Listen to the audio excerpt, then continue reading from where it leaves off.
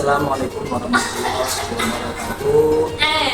Halo guys, perkenalkan dengan saya Abdul Sadiat.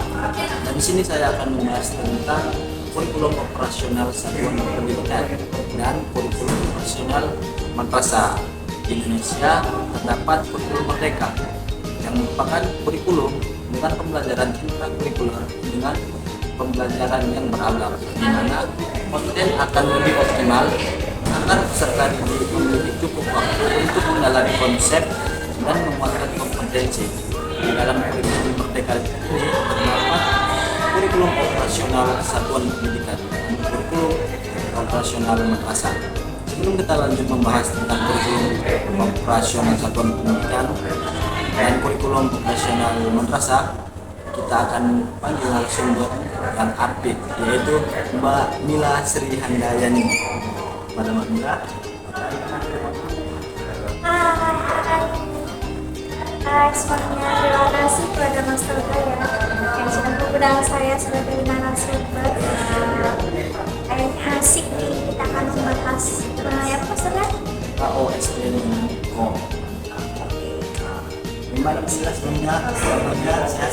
Alhamdulillah sehat. Lagi happy ya karena habis jalan-jalan di Singapura dan Malaysia. Sebelum kita melanjut ke pembahasan KOSP dan KOM ini, menurut Anda kurikulum merdeka itu bagaimana? Kurikulum merdeka di Indonesia itu menurut saya itu kan kurikulum yang diperbaiki dan dia turunnya darurat pada saat pandemi COVID. Kemudian oleh pemerintah itu diperbaiki lagi menjadi kurikulum merdeka yang pada akhirnya itu sekarang sedang berusaha diterapkan di setiap madrasah maupun sekolah yang ada di Indonesia, tapi belum merata untuk implementasi kurikulum merdeka di Indonesia karena berbagai macam kendala mungkin ya, atau alasan-alasan yang memang belum bisa dipenuhi oleh setiap sekolah atau guru-guru yang akan melaksanakan kurikulum merdeka. Kalau kita sudah membahas tentang kurikulum merdeka, sekarang kita akan memasuki tema yaitu KOSP dan KOM. Menurut Mbak Mila itu KOSP itu apa sih Mbak Mila? KOSP adalah singkatan dari kurikulum operasional satuan pendidikan. Pendidikan atau pembelajaran pendidikan, betul ya. Dan kita fokus ya.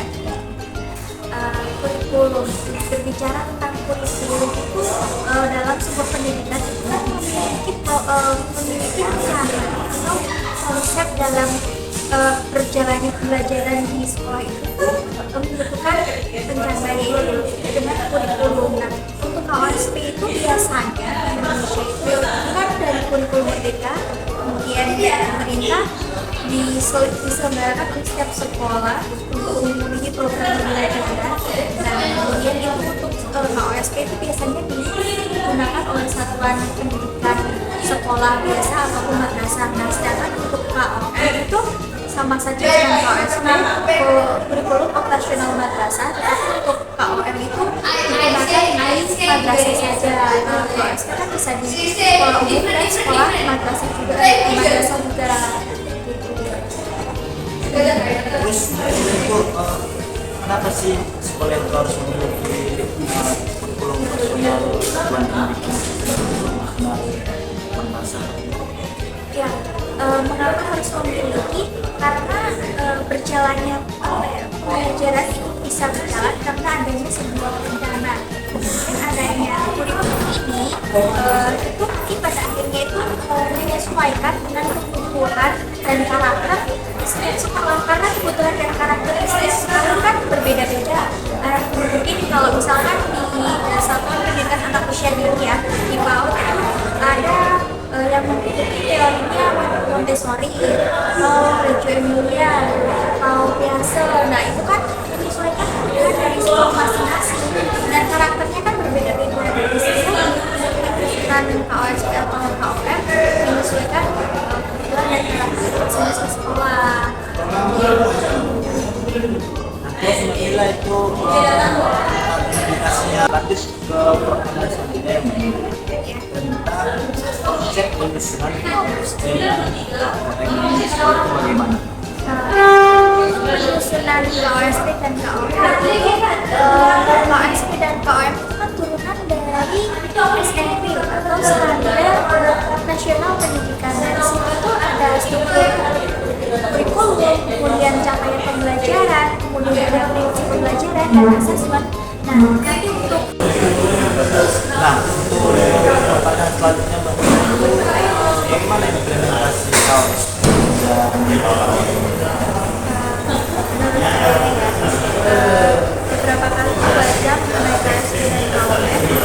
Implementasinya itu sendiri itu kalau KOM itu lebih cenderung berfokus ke agama Islam. Ya, saya nilai-nilai agama karena kan memang fokus pada madrasah. Kemudian dalam ada beberapa penekanan khusus pada pembelajaran pada pembelajaran nilai-nilai agama Islam yang mungkin di dalam KOSP itu tidak ada, karena di KOSP itu kan cenderung ke umum. Jadinya seperti contohnya itu kalau misalkan di satuan madrasah itu ada MI, MTS, dan MA. Nah itu kan untuk pembelajaran agama ada macam-macam, karena dipecah-pecah, ada akidah akhlak, Al-Quran hadis, kemudian sejarah budaya Islam, dan lain sebagainya. Sedangkan di dalam satuan pendidikan biasa atau di SMP, SD atau SMA itu kan hanya ada PAI saja. Jadi itu lebih ke kalau yang madrasah itu pecah-pecah sehingga tidak mempelajari semuanya. Sedangkan di satuan pendidikan itu hanya fokus pada intinya saja. Kemudian ada juga KOM itu lebih cenderung ke kebutuhan madrasah, sedangkan KOSP lebih fokus pada kurikulum nasional. Nah, maksudnya itu kan setiap madrasah kan memiliki ciri-ciri yang berbeda atau prioritas. Nah, di sini itu untuk KOSP untuk implementasinya itu mereka itu cenderung menyesuaikan dengan mereka atau kebutuhan mereka. Nah, untuk KOSP itu lebih umum gitu, intinya menyesuaikan kurikulum nasional. Tapi pada intinya tujuan dari KOSP dan implementasi KOSP dan KOM sama-sama untuk memajukan pendidikan di Indonesia agar lebih berkualitas dan mengembangkan pada peserta secara holistik, seperti itu Mas.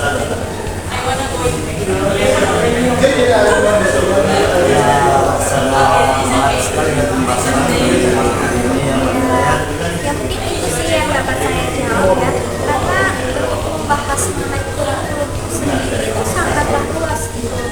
Jadi untuk pemahaman setiap orang mengenai kurikulum itu juga berbeda. Menurut saya seperti itu. Atau mungkin dari pendapat Mas Suka itu berbeda, atau yang teman-teman yang lain juga berbeda, kita juga tidak tahu karena di sini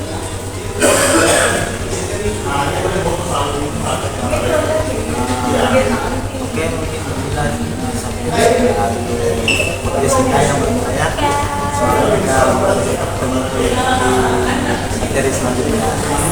Kita bertemu di materi selanjutnya. Terima kasih ya Mas Suka yang telah saya di podcast podcast kreatif ceria. Ya semoga kita selalu sehat dan semoga kita bisa selalu memberikan manfaat kepada orang lain, memberikan ilmu yang kita miliki kepada orang lain, dan sukses selalu buat kita semua. Bye. Saya pamit undur diri ya. Bye guys. Oke guys, mungkin sampai di situ saja pembahasan tentang KOSP dan KOM.